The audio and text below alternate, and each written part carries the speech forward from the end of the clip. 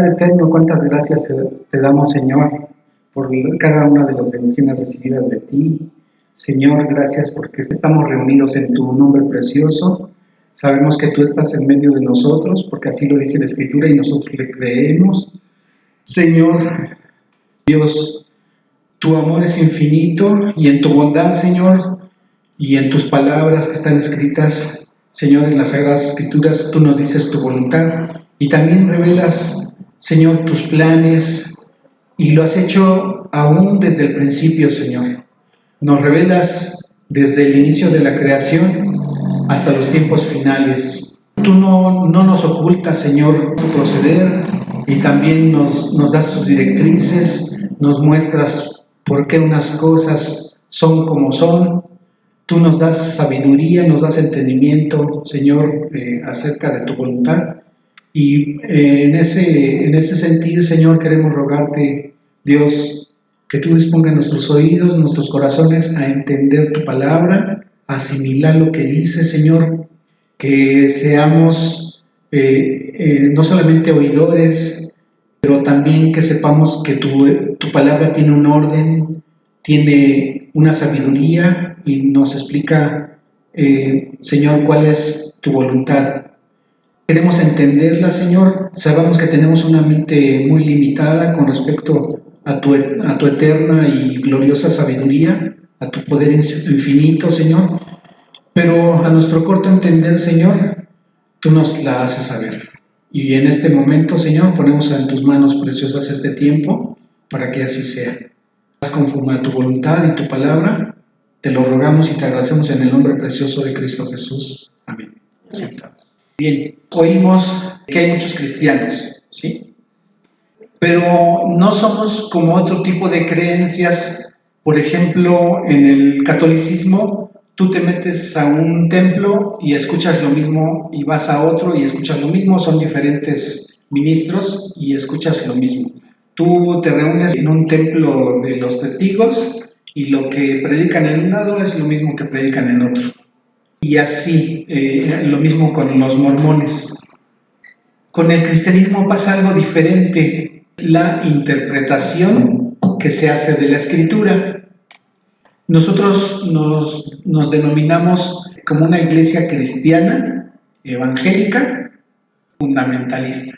Evangélica porque predicamos el Evangelio, que es la gran comisión que nos dio Dios en su palabra. Y fundamentalista porque lo que aquí predicamos tiene fundamento bíblico. Bien, en algunos casos a veces somos influenciados en especial por algún predicador o por alguna iglesia donde hayamos estado. Esto lo menciono no para tener confrontación entre nosotros, ¿sí? Porque la palabra no es para eso, pero sí hemos nosotros llegado a un acuerdo, inclusive entre Silverio y yo desde hace 20 años casi, desde que empezamos a tener conocimiento de la Escritura. Silverio, si tú ves que yo me estoy desviando en la doctrina, corrígeme. Pero si yo veo a Silverio que se está desviando en la doctrina, yo tengo la obligación de decirle, Silverio, esto que hablaste no es así, porque la Escritura dice esto y esto, ¿sí? ¿Estamos de acuerdo? Pero nosotros tenemos la obligación de que lo que dice la Escritura, eso es. Entonces, ni por muy famoso que sea un predicador, vamos a decir por qué lo dijo, es así. Y empezamos a estudiar la carta a los Romanos en el capítulo 7. En el capítulo 7 del libro de Romanos, el apóstol Pablo está empezando a hablar acerca de la ley. ¿Y qué es la ley para los judíos? En resumen, para no entrar en Honduras, nosotros diríamos que son los 10 mandamientos, en resumen, ¿sí? Además de otras ordenanzas que les había dado Dios. Y eso estaba contenido en las tablas que Dios le había dado a Moisés para que se las llevara a su pueblo y las obedeciera. Dios dio los 10 mandamientos, ¿para qué? Para que los obedeciera la gente. ¿Y por qué no los obedeció? Bueno, yo digo que humanamente no se pueden obedecer. Ok. A ver, levante la mano quién ha cumplido con los 10 mandamientos, ni el que está aquí enfrente, ¿no? ¿Sí? Entonces, nadie. ¿Sí? Ni él, ni yo, ni nadie. ¿Por qué? Porque somos pecadores. ¿Sí? Y en ese capítulo en específico, el apóstol Pablo dice, a ver, yo hay cosas que quiero hacer porque sé que le agradan a Dios y no las puedo hacer, no las hago. Y lo malo, eso sí lo hago, aunque no quiero. Romanos 7 a partir del versículo 15. Dice la palabra, porque lo que hago no lo entiendo, pues no hago lo que quiero, sino lo que aborrezco, eso hago. ¿Qué es lo que aborrecía el apóstol Pablo? El pecado. Dice el versículo 16, y si lo que no quiero, esto hago, apruebo que la ley es buena. ¿Y por qué decía que la ley es buena? Porque la ley Dios la dio para que la gente se diera cuenta que estaba pecando. ¿Qué pasaría si no existiera ningún reglamento de tránsito? Todo el mundo se pasaría a los altos. ¿Y quién le podría decir, oye, te pasaste un alto, te voy a infraccionar? ¿De qué me hablas? No, es que te pasaste un alto, sí, pero ¿hay alguna ley que diga que me pase un alto? ¿Sí? Anécdota, una vez me paró un de tránsito y me dice, te voy a infraccionar. Y me dijo, ¿por qué? Le digo, sí, de acuerdo, estoy de acuerdo. ¿Me muestras, por favor, en el reglamento a dónde dice? Y empezó a buscar, y le daba vuelta, y le daba vuelta. Nunca encontró la infracción. Entonces le dije, bueno, si no está en el reglamento, entonces me puedo ir. Y me dejó ir. ¿Por qué? Porque no había infracción. No había cometido yo una infracción que estuviera ahí en el reglamento. ¿Sí? Entonces, ¿por qué Dios dio los 10 mandamientos? Porque las personas no lo adoraban a Él por sobre todas las cosas. Uno, las personas hablaban mentiras. Bueno, hablamos mentiras. Aunque a veces no nos damos cuenta o a veces lo hacemos intencionalmente, muchas veces decimos mentiras. Oye, me vienen a cobrar, dile que no estoy. O dile que salí, que al rato vengo, ¿no? Ya dije una mentira. ¿Sí? ¿Y no está bien? No, no está bien. Honramos a nuestros padres, no siempre. Muchas veces nos olvidamos, oye, tu papá ya se enfermó. Ah, sí. Y yo creo que hasta, ¿verdad? ¿Por qué no lo vas a ver? Muchas cosas, ¿no? Entonces, Pablo está diciendo que la ley es buena porque me hace ver que estoy pecando. ¿Saben qué significa la palabra pecado? La palabra pecado en el original significa errar al blanco. O sea, no le di. Yo le quería dar a este punto, le di por acá. No le di. ¿Qué me está queriendo decir esa definición? Que hice algo que no quería hacer o que yo quería hacer algo bueno y resultó en algo malo. ¿Sí? Entonces, no fue intencional. Ay, perdóname, te ofendí, no era mi intención, ya pequé. ¿Sí?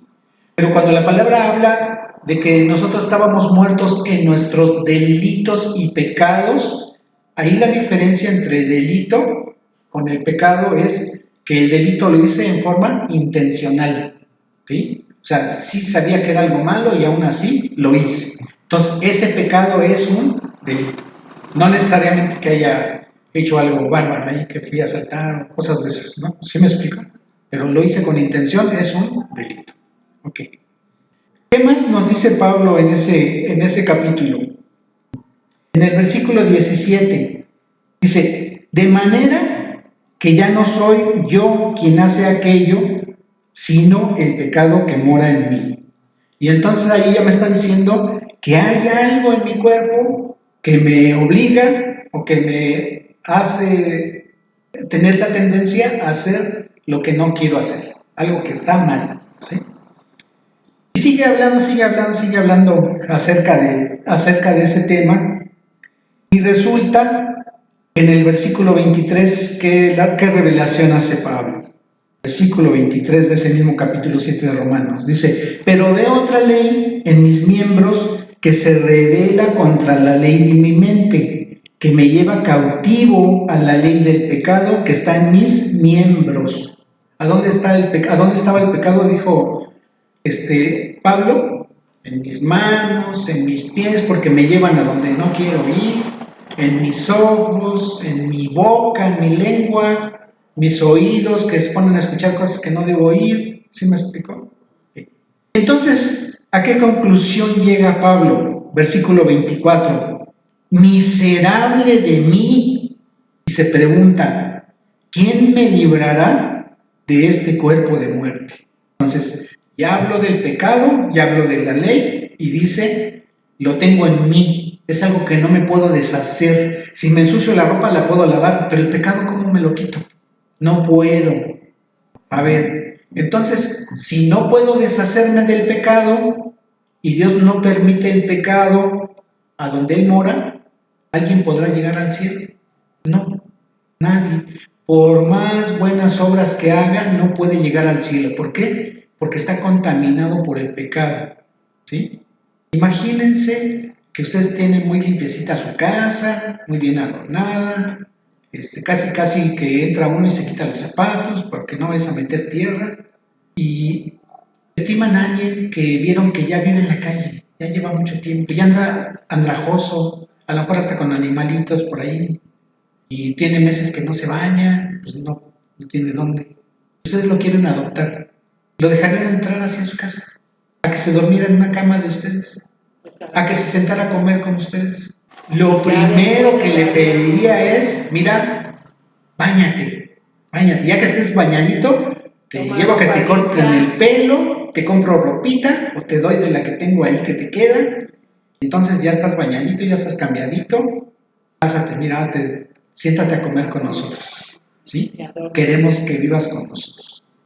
Pues eso es lo que hace Dios con nosotros, es lo que hace Dios, nos lava de nuestros pecados hasta que quedamos transparentes, limpios. Dice la palabra que Él nos da vestiduras blancas. Entonces, primero Dios nos limpia. ¿Y con qué nos limpia Dios? Con su sangre. ¿Y por qué con su sangre? Que la sangre quita el pecado. ¿Y por qué? El derramamiento de la sangre limpia los pecados.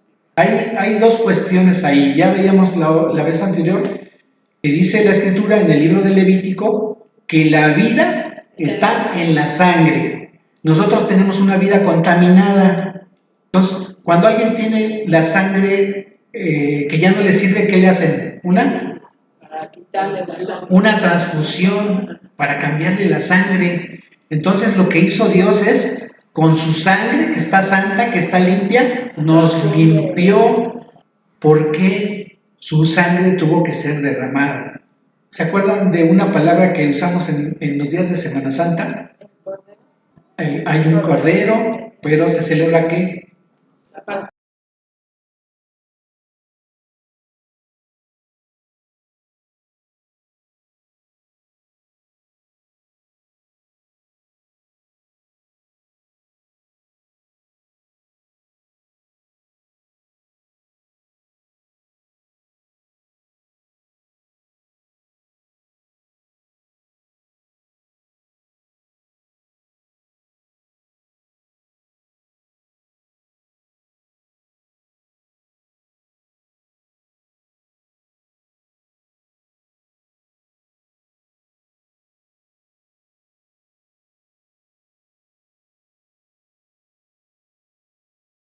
¿Qué sucede ahí cuando ya los van a liberar, cuando ya tienen que salir de Egipto, el pueblo de Israel? ¿Qué sucede ahí? Hacen un sacrificio de un cordero y pintan las orillas de las puertas y las ventanas para que cuando pase Dios no entre y no mate al primogénito. Entonces, ¿qué hace? Los brinca, los salta, los pasa por alto, ¿sí? Entonces, por eso el Señor Jesucristo fue crucificado en medio de la celebración de la Pascua, mero exactamente el día que se celebraba ese sacrificio.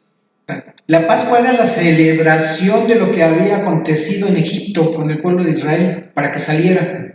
Ajá. Esa era la celebración. Entonces, Cristo vino a dar cumplimiento a lo que era sombra, a lo que era un símbolo antes. Antes, el cordero que era sacrificado era para cubrir, para tapar, para que no se vieran los pecados. Pero cuando viene Cristo, ¿qué dice Juan el Bautista de él? He aquí el Cordero de Dios que quita, ya no que cubre, dice que quita los pecados del mundo. Entonces, ¿a nosotros qué hizo? Nos quitó las culpas. Él ya pagó por esos pecados. ¿Sí? Ok. Hasta ahí vamos bien. Ahora, fíjense lo que dice en el versículo 25, de ahí de Romanos 7. Gracias doy a Dios por Jesucristo, Señor nuestro. Y ahí Él reconoce que hubo un sacrificio de parte de Cristo para librarnos de ese cuerpo de muerte, ¿sí? Pero no me ha cambiado mi cuerpo. ¿Por qué? Porque sigo viviendo aquí, en este mundo. Y cada vez que yo cedo a mis pasiones de lo que me ofrece el mundo, sigo contaminado. Yo sigo contaminado, ¿sí? Aunque Dios ya me perdonó, ¿sí? Okay. Entonces, de eso está hablando el capítulo 7. ¿Por qué era importante que habláramos de eso? Porque tenemos que tener el contexto de lo que está hablando en el capítulo 8. Si yo nada más agarro Romanos 8, 28 y 29 y veo esos versículos, me van a estar hablando nada más de la predestinación y de la elección y del llamamiento. Entonces, ¿qué voy a pensar? Sí es cierto, sí dice eso, ¿verdad? Está hablando de la elección, está hablando de la predestinación. Que Dios no es para todos. Ajá, que Dios no es para todos. Pero ojo, yo ya tengo el contexto, ya sé que de lo que me empezó a hablar Pablo. Me está hablando de la ley, me está hablando del pecado y me está hablando de la justificación que me hizo Cristo. ¿Sí? Ahora sí, vámonos con el capítulo 8. Dice el versículo 1. Ahora pues, entonces, estaría diciendo el apóstol Pablo, ninguna condenación hay para los que están en Cristo Jesús. ¿Los que qué? Los que no andan conforme a la carne, sino conforme al Espíritu. ¿Sí? Entonces, yo descanso. ¿Por qué? En el capítulo 7 me dijo que Dios mandó una ley, ¿para qué? Para que yo me diera cuenta que estaba quebrantando sus mandamientos, que era yo culpable de quebrantar su ley. Y después me quejaba yo diciendo, ¿y ahora quién me va a ayudar? ¿Quién me va a librar de este cuerpo? Pero en el versículo 25 ya vemos que, gracias a Dios por Cristo, porque Él me salvó. Y entonces en el versículo 1 del capítulo 8 está diciendo, ahora que me libró Cristo, ya no tengo ninguna condenación. ¿Sí? ¿Estamos? Okay. Entonces, ¿por qué me perdonó? Porque Él pagó en la cruz del Calvario con su obra. Se hace de cuenta como si yo hubiera cumplido con los 10 mandamientos sin haberlo hecho. Quitó mi culpa. Ya no tengo culpa. Como si nunca, jamás hubiera pecado. Eso es lo que hizo. ¿Sí? Ok. ¿Hasta ahí vamos bien? Y luego nos vamos a brincar al versículo 15. Dice la palabra, pues no habéis recibido el espíritu de esclavitud para estar otra vez en el temor, sino que habéis recibido el espíritu de adopción, por el cual clamamos, Abba, Padre. Fíjense, cuando nosotros le dijimos al Señor Jesucristo, sí, yo creo que tú pagaste por mis pecados en la cruz, y sé que puedo tener vida eterna creyendo que tú pagaste mis pecados. Entonces, ya me perdonó, ya me libró de la condenación. ¿Y qué hizo Dios? Me dio al Espíritu Santo, que mora en mí y en todos los creyentes de Cristo. Y eso para mí fue como un anticipo y una garantía a la vez de que está en proceso mi adopción y de que voy a ser plenamente su hijo. Ajá, ¿sí? En mí y en todos los cristianos, Dios está trabajando cada día. ¿Qué es lo que quiere hacer de nosotros Dios? Quiere ver reflejado en nosotros a su Hijo. Que cada vez de que voltea a vernos, no los vea a los demás, sino a quien le esté viendo es a Cristo. Por eso dice la Escritura que Dios empezó en nosotros la obra, la va a terminar, dice que hasta el día de Jesucristo, hasta que nosotros lleguemos a la estatura del varón perfecto. Entonces, ¿qué quiere que nosotros seamos? ¿Qué? Perfectos, ¿sí? Mientras tanto, ¿qué vamos a estar sufriendo? Las pruebas, los problemas, ¿sí? En algo que sí tiene razón que mencionaba José es que seamos persistentes, o sea, que no nos dejemos agobiar, sino que sigamos constantes, sabiendo que un día vamos a estar con el Padre que nos rescató, ¿sí? ¿Sí? Entonces, seguimos. Fíjense, versículo 16. Aquí hay algo hermoso. Dice, el Espíritu, está con mayúsculas, el Espíritu Santo mismo da testimonio a nuestro espíritu de que somos hijos de Dios. El Espíritu Santo que nos dio Dios le está diciendo a mi espíritu, sí, tú eres su hijo, tú ya te empezó a adoptar, ya te adoptó, mira aquí estoy. Le está dando testimonio a mi espíritu. ¿Sí? ¿Sale? Aquí está escrito. ¿Sale? Versículo 17. Y si hijos, también herederos y herederos de Dios y coherederos con Cristo, si es que padecemos juntamente con Él, para que juntamente con Él seamos glorificados. Entonces, nosotros también vamos a ser coherederos. ¿Y coherederos quiere decir? Entonces, a ese nivel nos quiere tener Dios.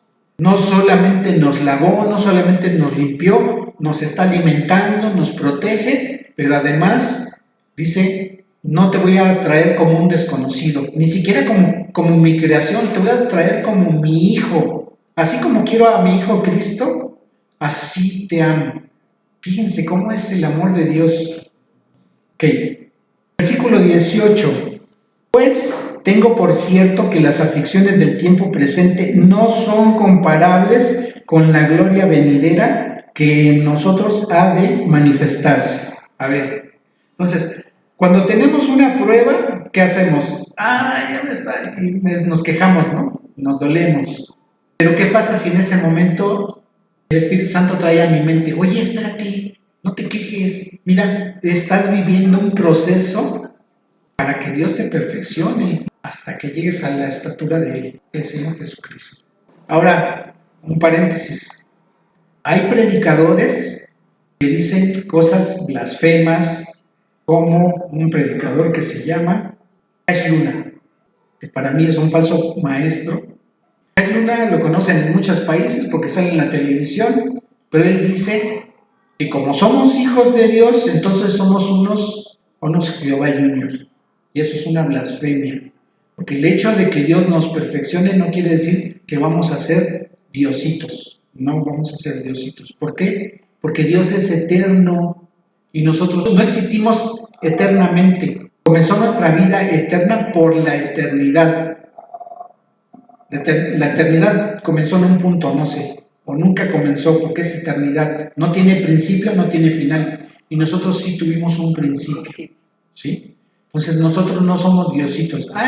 Pero es que la Escritura dice que tú eres hijo de Dios, sí, pero eso no me hace diosito.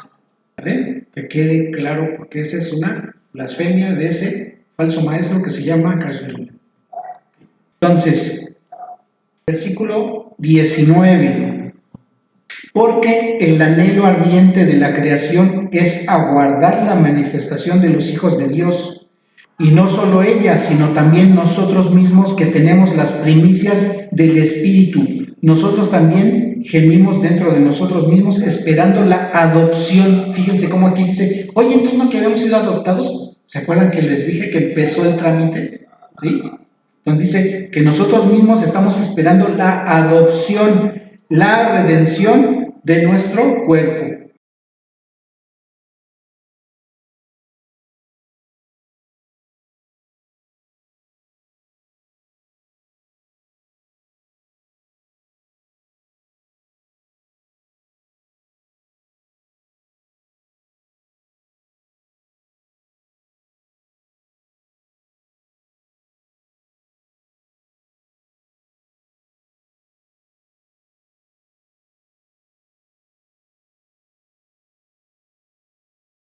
también Dios nos va a cambiar el cuerpo para que podamos entrar a su morada. ¿Hasta ahí vamos bien?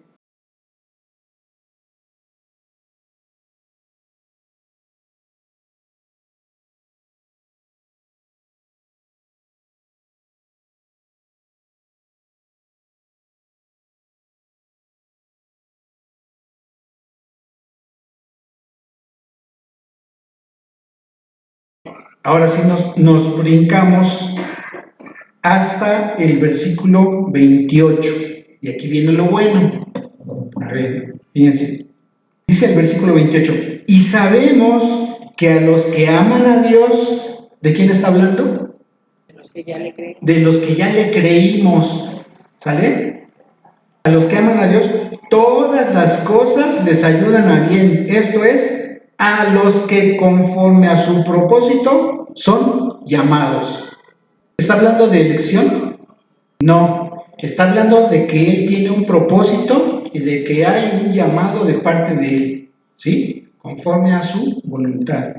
El versículo 29 cambia un poquito el orden, dice, porque a los que antes conoció, ¿a nosotros nos conoció antes? Sí. Entonces, oye, ¿y entonces cómo escribió nuestros nombres en el libro de la vida? Entonces sí nos eligió, entonces sí nos predestinó, entonces sí nos escogió. No. Él tiene la sabiduría de ver el pasado, el presente y el futuro. Y él sabía que cuando nosotros escucháramos el Evangelio, a lo mejor la primera, a lo mejor a la tercera, a lo mejor a la quinta vez, no sé, nosotros le íbamos a creer. Entonces en ese momento dice, él está haciendo esta decisión y entonces lo voy a anotar en el libro de la vida. En ese momento lo anotó. Él ya sabía. Nosotros no existíamos, pero él ya sabía. ¿Vale? Ahora fíjense, otra vez, versículo 29, dice, porque a los que antes conoció, a nosotros, y a los que van a creer en él, también nos predestinó. Pero, a ver, ¿está hablando que nos predestinó para salvación? No, fíjense cómo dice, también nos predestinó para que fuesen hechos conforme a quién? A la imagen de su Hijo. Fíjense, entonces, no está hablando de predestinar para salvación, está hablando de que, ok, yo hice el llamado con el Evangelio, ellos me creyeron, ahora como sé que me creyeron, ahora yo los voy a predestinar en el sentido de que les voy a capacitar para que lleguen a la estatura de mi Hijo Jesucristo. ¿Sí? A ver, díganme, ¿no? ¿A dónde dice que nos predestinó para salvación? El versículo no lo dice, pero cuando te lo dicen rápido, oye, ¿no? ¿Ya viste? Sí, sí habla de predestinación. Ahí no habla de predestinación el versículo. ¿Sí? Y podemos ver otras versiones. Fíjense, voy a leer la versión Kadosh. La palabra Kadosh habla de santidad.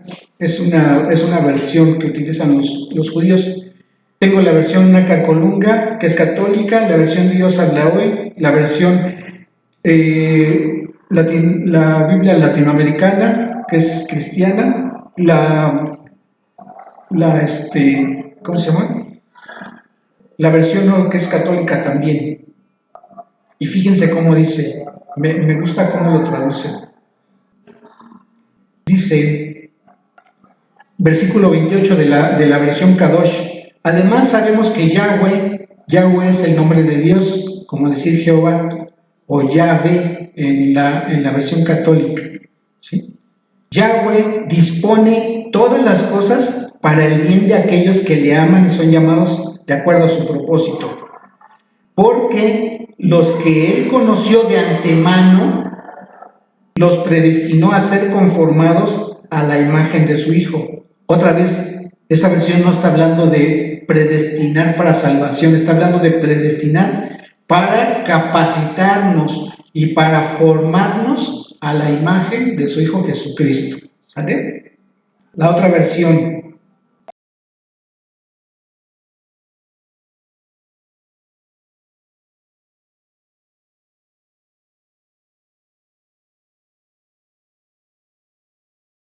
a los que de antemano Dios había conocido. No dice que los había elegido, dice que los conoció. No habla de que los eligió. Dice, los destinó desde un principio a ser como su hijo. Entonces, la predestinación está en ese sentido de decir, ok, ya decidiste que me vas a creer, entonces ahora yo que te quiero formar como mi hijo, entonces te estoy predestinando, ¿sí? No te estoy eligiendo para salvación porque la salvación tú ya decidiste que sí la quieres tener, ¿sí? A ver, cuando vamos a poner el ejemplo de una escuela, se abren las inscripciones y muchos hacen exámenes y unos lo pasan y se quedan. Tema cristiano. Hubo una campaña, se compartió el Evangelio y unos se quedaron y escucharon el Evangelio. ¿Vale? La escuela. Dice, yo voy a estudiar una licenciatura X. Se inscribe, ya está dentro. ¿Cuál va a ser su predestinación? Pues que van a ser de él en la universidad un profesionista, un médico, un odontólogo, ¿sí? Un contador, un licenciado. Ese va a ser su predestinación, pero él ya eligió la carrera. No, él no sabe si va a terminar o no, pero la universidad, ¿de qué se va a preocupar? De formarlo. Mientras él se mantenga ahí, la universidad se va a encargar de que él salga con un título, con una capacitación que lo haga apto para el trabajo que va a desempeñar en esa carrera. ¿Sí me explico? Ahora, cristianismo. ¿Ya escuchaste el Evangelio? ¿Ya decidiste que sí le crees a Cristo? ¿En qué sentido te va a predestinar o te predestinó Dios? A que, bueno, como ya me creíste, ahora yo te predestino, yo te voy a capacitar y te voy a perfeccionar. Ok, ahora fíjense, versículo 30. Y a los que predestinó, ¿para qué? ¿Para salvación? No, para capacitarlos a que lleguen a ser conforme a la imagen de su Hijo Jesucristo, ¿sale? Y a los que predestinó, a estos también llamó. Claro, Él nos hace un llamado. ¿Tenemos dones espirituales? Sí. A predicar la palabra, a estar aquí al frente de la congregación, ¿sí? Ya lo predestinó, lo llamó, Él creyó y entonces el Señor lo capacita, ¿vale? ¿Para qué? Pues para que se haga cargo de eso, ¿sí? Y a los que llamó a estos también justificó, pero eso fue, cuando está hablando de justificación, ahí sí está hablando de salvación. ¿Cómo nos llamó? Por medio del Evangelio. ¿Cómo nos justificó? Porque le creímos lo que hizo Cristo por nosotros, en la cruz del Calvario. Ok, entonces ya nos quedó claro que aquí en estos versículos no está hablando de elección, no está hablando de predestinación para salvación. Además, ¿por qué? Porque, acuérdense cuál fue el contexto, que Pablo empezó a hablar de que nosotros pecamos y que Dios nos dio sus mandamientos o su ley para que nos diéramos cuenta que estábamos haciendo mal. Y cuando nos dimos cuenta que estábamos haciendo mal, dijimos, soy incapaz de librarme de esa pecaminosidad. Y entonces tengo que acudir a Cristo que me rescata. Y entonces, como hice caso al Evangelio, entonces Dios dice, pues ahora te voy a predestinar para que seas mi hijo. Y no solamente que seas mi hijo, sino que tengas la estatura de Cristo. ¿Sí? Ahora, algo de más peso. Aquí, en este capítulo, en estos dos capítulos, no está hablando de salvación. ¿A dónde sí nos habla de salvación? En el Evangelio de Juan, en el capítulo 3. ¿Qué es lo que le dice? ¿Se acuerdan qué es lo que le dice el Señor Jesucristo a Nicodemo?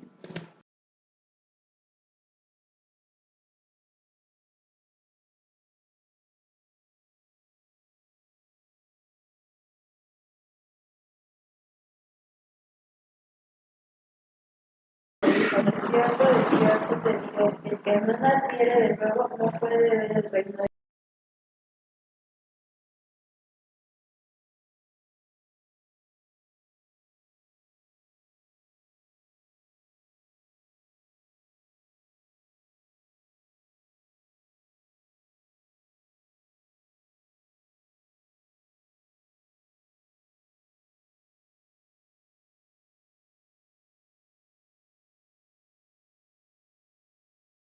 Fíjese, ¿le dijo te es necesario? No, dijo os es. Cuando dice os, está hablando así. Todos los que están allá, a ver, os es necesario. Les es a ustedes, es lo que les está diciendo. Os es necesario. No le dijo, Nicodemo, te es necesario nacer. No, está diciendo en general a todos. ¿Sí? ¿Por qué? Porque Nicodemo tenía una religión, pero la religión no te lleva a Dios. ¿Por qué? ¿Qué nos dice Juan 14:6? Nadie va al Padre si no es por mí. Así es, Cristo les dijo, dice, y les dijo, yo soy el camino y la verdad y la vida. No le creas a otro ninguna nada, porque yo soy la verdad. No te vayas por aquí ni te vayas por acá, porque yo, Cristo, soy el camino. ¿Está diciendo uno de los caminos? No, está diciendo Él, el camino, un solo camino, Él. Y está diciendo en la tercera parte, y nadie llega al Padre si no es por mí. Ni influencias, ni inteligencia, ¿no? ¿Qué es lo que nos lleva a Dios Padre? Por su Hijo. ¿Qué hizo? Murió en la cruz, eso fue lo que hizo. ¿Pero qué hizo por nosotros? Ahí. Derramó su sangre y pagó por nuestros pecados. ¿Y cómo sabemos?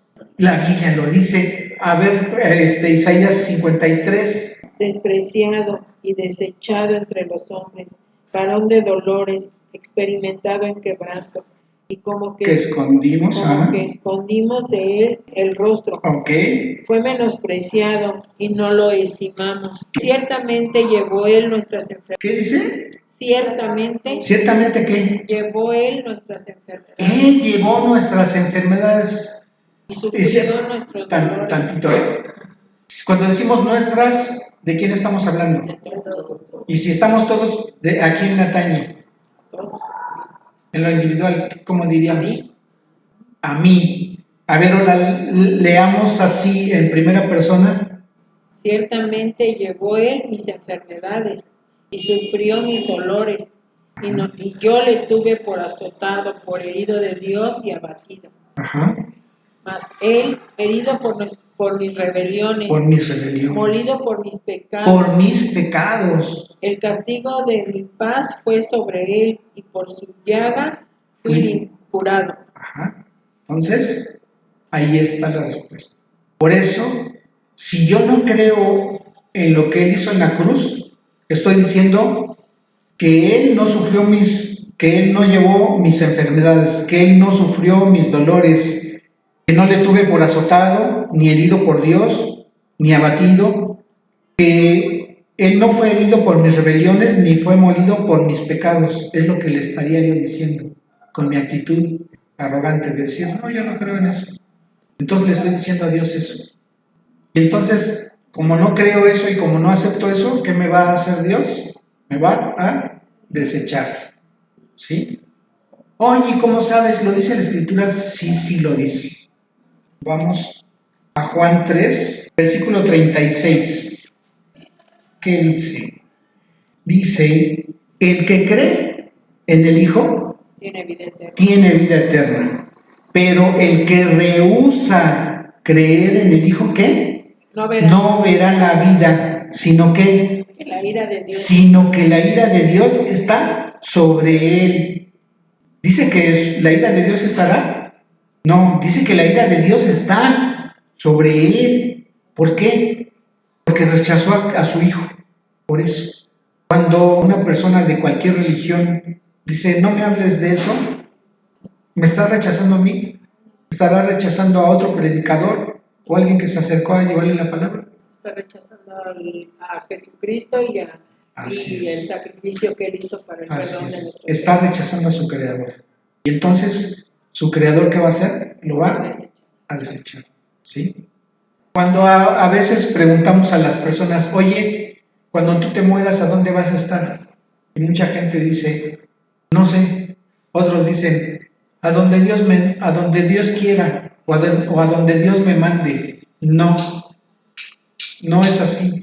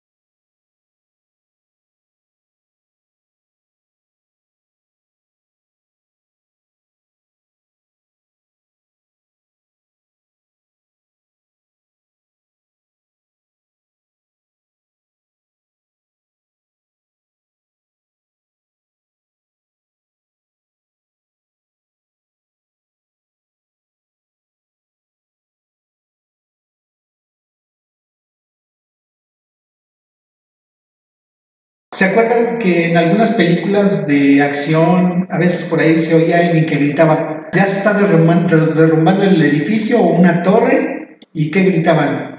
¡Sálvese el que pueda! Aquí es sálvese el que quiera. ¿Por qué? Porque si tú no eres salvo, tienes la decisión en tus manos de decir, Señor, yo quiero ser salvo. Yo no quiero pasar una eternidad en el lago que arde con fuego y azufre. No quiero ser condenado ahí. Y hace 2000 años el Señor Jesucristo fue crucificado. Si hoy Dios ha hablado tu vida y Dios te está dando la oportunidad de redención hoy.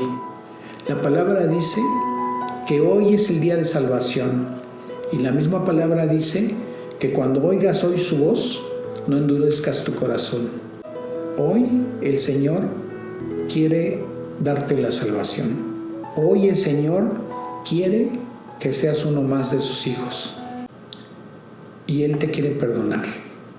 No quiere que te pierdas y quiere que le recibas. Entonces yo te invito a que inclines tu rostro y le digas esto a Dios. Dios Todopoderoso, hoy he escuchado buenas noticias de parte de ti. Hoy he escuchado el Evangelio. Señor, yo he pecado contra ti. Señor, yo te ruego que me perdones. Entiendo que el Señor Jesucristo vino hace casi 2000 años a padecer y a morir en la cruz. Y que ese castigo que Él recibió en su cuerpo, yo lo merecía, pero Él tomó mi lugar y Él recibió el castigo. Él pagó por todos y cada uno de mis pecados y yo lo creo. Toda su santa sangre es útil para lavar mis pecados y yo lo creo y te lo ruego, Señor. Yo sé que Él sufrió, padeció y murió en la cruz, pero también sé y lo creo que Él resucitó al tercer día y ahora en este momento Él está sentado a tu diestra, Dios Todopoderoso, intercediendo por mí. También me estoy arrepintiendo de mis pecados porque no quiero ir a una condenación eterna al infierno. Abro mi corazón para que Dios me transforme y haga de mí la persona que tú quieres que yo sea, Señor. Yo te ruego que me perdones. Sí, yo reconozco al Señor Jesucristo como mi único y suficiente Salvador. Y te agradezco, Dios Todopoderoso, en el precioso nombre de Cristo Jesús. Amén. Bien, si tú has creído esto que le has dicho a Dios, si Dios ha visto que ha sido honesta tu confesión, que han sido sinceras tus palabras y que lo has creído, así lo que le dijiste, Dios te ha perdonado. Y no solamente te ha perdonado, sino también te ha hecho uno más de sus hijos. Y te damos la bienvenida a la familia de Dios, que en este momento, por tu arrepentimiento como pecador y por tu nuevo nacimiento que ha hecho Dios por ti hoy, en este momento Dios tiene un festejo en el cielo por ti y nos regocijamos junto con Él y contigo de que así sea. Bienvenido a la familia de Dios y Dios te bendiga grandemente. Vamos a terminar este tiempo con una oración de agradecimiento a Dios. Dios Todopoderoso, Señor, cuántas gracias te damos, Dios, porque tu misericordia es infinita y tu amor sublime, Señor. Hoy has traído tu misericordia a estas personas que hoy han hecho decisión. Tú las has hecho nuevas criaturas, les has dado un nacimiento espiritual y ahora son tus hijos. Y Señor, guíalos, dales crecimiento espiritual. Señor, que entiendan, que crean, que crezcan en tu palabra, Señor. Y Señor, que sean un testimonio más de tu bondad y de tu misericordia. Señor, ponemos en tus manos preciosas las necesidades de todas las personas. Señor, que en sus necesidades tu mano bondadosa las cubra. A la gente que no tiene trabajo, Señor, a la gente que no tiene que llevarse un bocado a la boca, Que tu mano bendita y poderosa, Señor, les extienda el alimento y te agradecemos, Dios eterno. Y tu paz, Señor, también sea con ellos. Te ruego tu bendición para todos mis hermanos en la fe, Señor, y te rogamos que en tus manos preciosas sigamos siendo utilizados por ti, Señor, para llevar tu preciosa palabra. Te agradecemos, Padre eterno, en el nombre glorioso que es sobre todo nombre, en el nombre precioso de Cristo Jesús. En ese precioso nombre te decimos, Señor, gracias. Ay, amén. Que Dios les bendiga.